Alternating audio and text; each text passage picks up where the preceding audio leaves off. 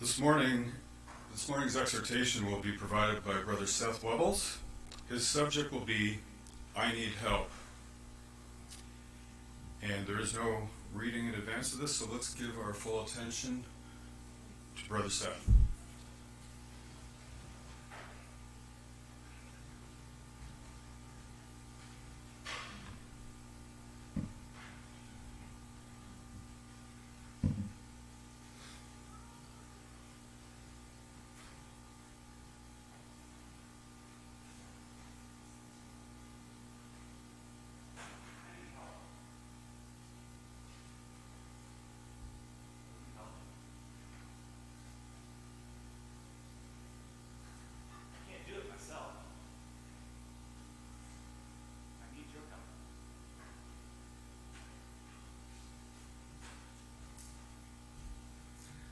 I feel awkward saying these phrases. There's some part of me that just doesn't like asking for help. It's right around here, just kind of like right above the pit of my stomach. Balls up in a knot, just at the thought of asking someone for help. And I have a very hard time asking for help with just day-to-day things. And it comes back to bite me.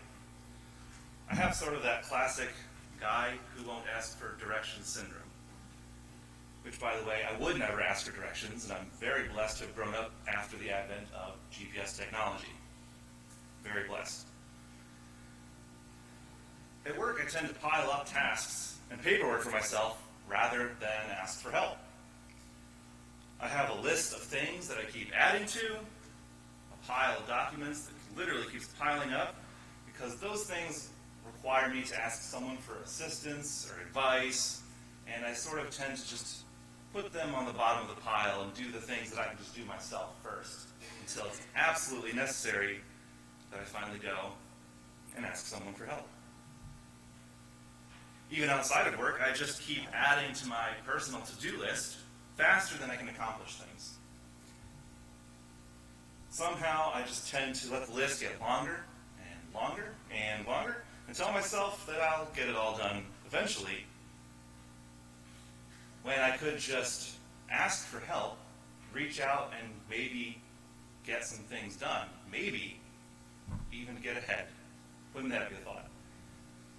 These are all just things that are related to life's general busyness. This isn't even anything serious. Just general to-do lists. My biggest consequence of not asking for help is probably continuing to stay busy when I could get caught up. However, if I'm uncomfortable asking for help with day-to-day things, I'm even more so uncomfortable opening up about life's deeper struggles.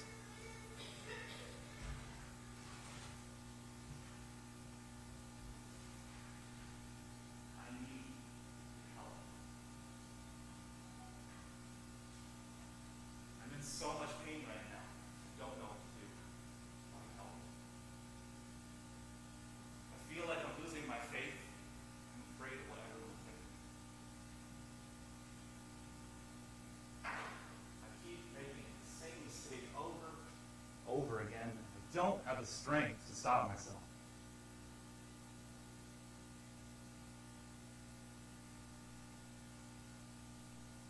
How comfortable are we sharing these kinds of feelings with one another? How comfortable are we sharing these kinds of feelings with anyone in our life? If any of you are like me, you probably keep some of these feelings locked up before you finally ever share them with someone. Or maybe you never do share them. Maybe they're still locked up. Brothers and sisters, we know that this isn't the way. Even as we sink beneath the weight of carrying our own burdens, we know that God has a better way for us.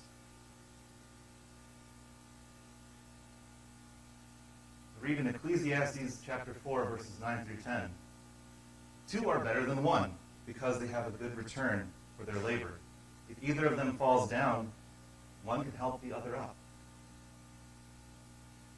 It's a simple, straightforward passage. It's a great reminder for us when we are starting to feel the weight building up a little. Two are better than one. It's a simple rule, but it's a helpful one. If we ever have a problem to tackle, big or small, we are better off tackling it along with someone else. For they have a good return for their labor.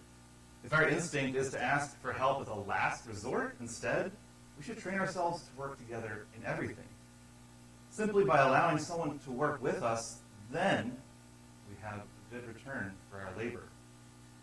We ensure a much better result than if we just go it alone. If either falls down, one can help the other up. When we tackle our problems alone or keep our struggles to ourselves, there is nobody to catch us. If you're anything like me, you are so easily distracted, easily get off track, or simply just don't see an obvious solution that should be right in front of you. But with someone else sharing that work, they are there from step one to make sure that we don't fall down. And when we still manage to fall down, they can be there to pick us right back up. And likewise, we can be there for them, pick them right back up. But brothers and sisters, are we walking with someone in these things? Or do we wait until it's too late? Galatians chapter 6, verse 2 says, "Carry each other's burdens, and in this way you will fulfill the law of Christ."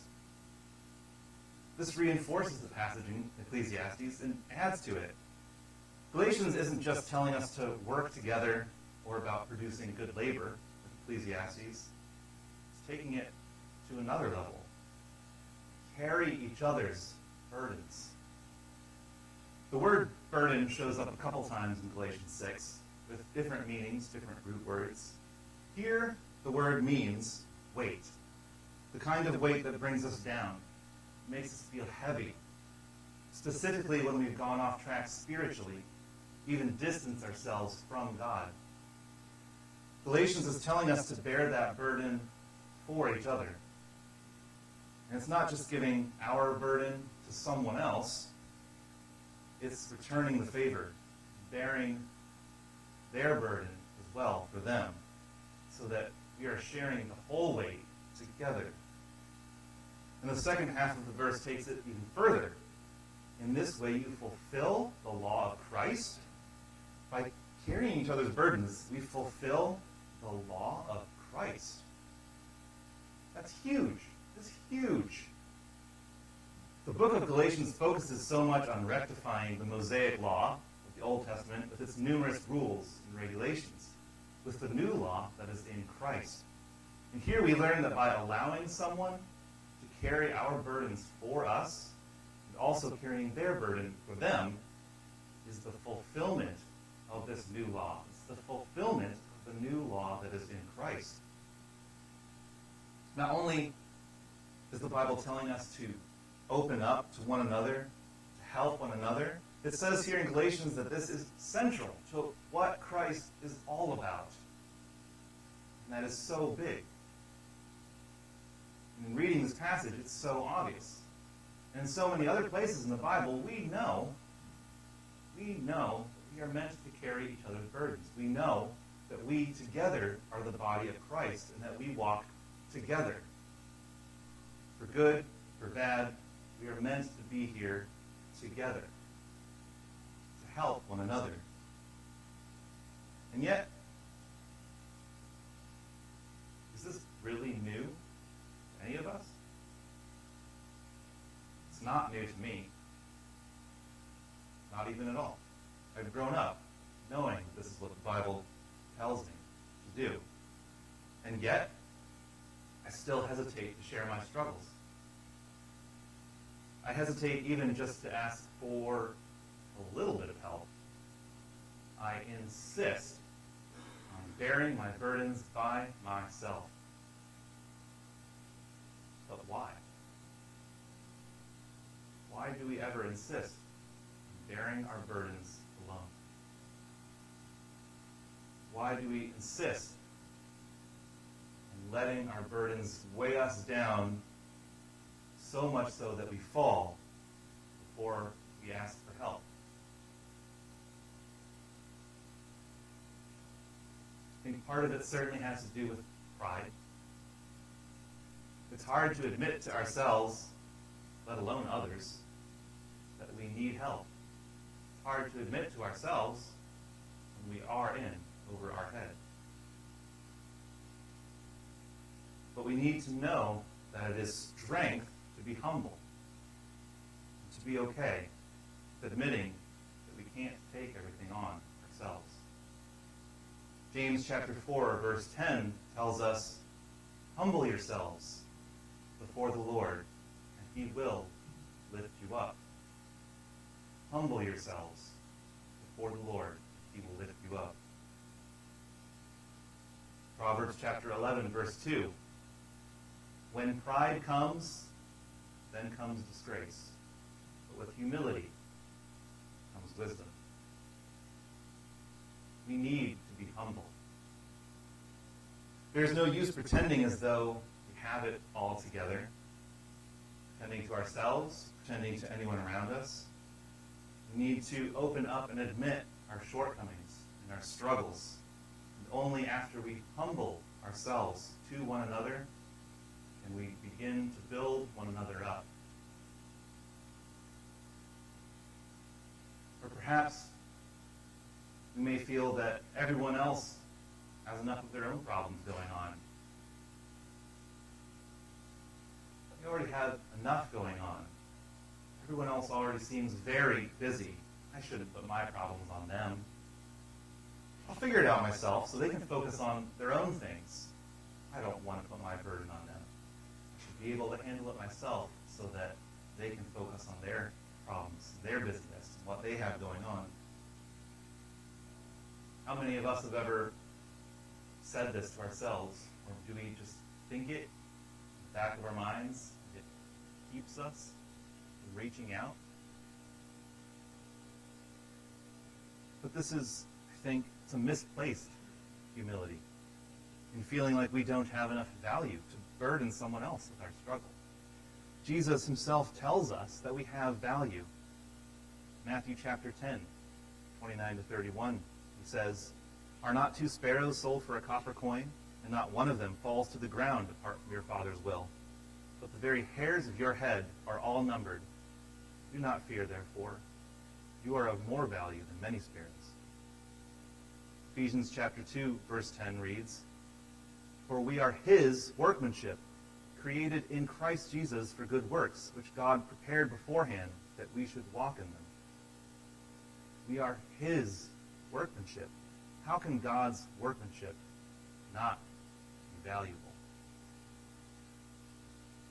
And knowing that we have value, we shouldn't neglect sharing our burdens for fear that someone else is already too busy to have any time or energy for us.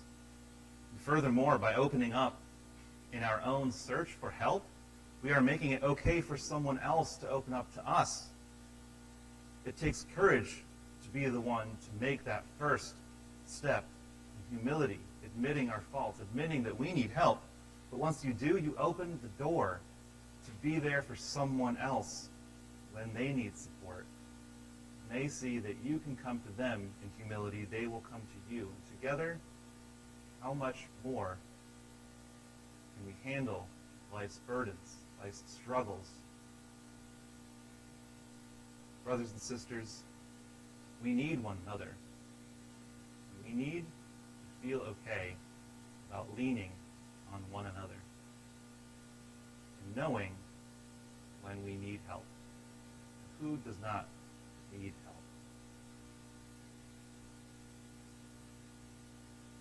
What about Jesus?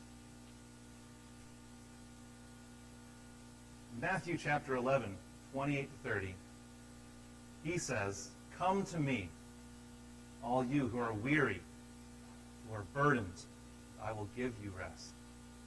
Take my yoke upon you and learn from me, for I am gentle and humble in heart, and you will find rest for your souls. For my yoke is easy, and my burden is light." Do you ever feel weary? Do you ever feel burdened? I do. And if you're like me, then you quickly and easily forget this passage. I forget that Jesus tells me to come to him with my burdens and my weariness. I carry my burdens so far on my own until I am absolutely crushed before I finally bring it to him. But he's waiting. Do we pray for help every day? Do we share our burdens in prayer every day, letting him be a part of even our worst and hardest moments, our most shameful moments? If you're like me, you try to tackle your problems yourself, and they feel smaller. Only once they snowball, and you realize it was too big all along, then do you finally pray? Or maybe we just expect that Jesus is watching, and he's there all the time helping. You think, it's just a little thing. He's probably got my back. He said he does. I don't need to bother him by bringing it up in prayer. That's not what he says. Jesus says, come to me. He's telling us to come to him. Why wait? He's there. You'll notice, too, that Jesus does not say that he will remove our burden or take our yoke away. That's always how I've read this passage, that Jesus is offering to just take care of my problems. That's just not the case. He does say he will give you rest, but he says he is offering to give us yet another yoke, a different yoke. He says, take my yoke upon you and learn from me. He's telling us to put his yoke on and walk along with him. Just like two oxen who are yoked together, walk together, laboring in a field, Jesus offers for us to share his yoke, and he will be right there with us doing the work. And because we share the yoke with him and follow his path, his yoke, as he says, is easy. His burden is light. We just need to be ready to walk with him and let him show us the way. He says, come to me.